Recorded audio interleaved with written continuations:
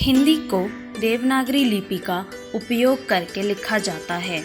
देवनागरी का उपयोग अन्य भाषाओं जैसे नेपाली और मराठी को लिखने के लिए भी किया जाता है। संस्कृत लिखने के लिए उपयोग की जाने वाली यह सबसे आम लिपि है।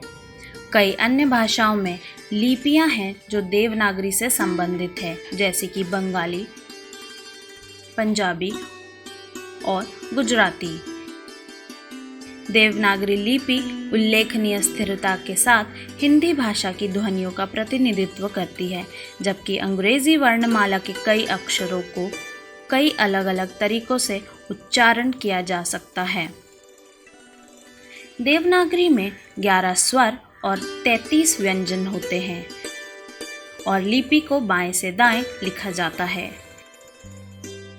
देवनागरी वास्तव में एक अल्फासाइलेरी है, एक लेखन प्रणाली जो मुख्य रूप से व्यंजन पर आधारित है और जिसमें स्वर वर्ण अप्रधान है।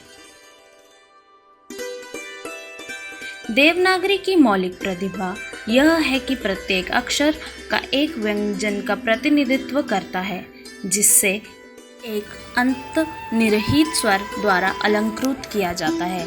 निहित स्वर को इन दो तरीकों में से एक की आवश्यकता होती है।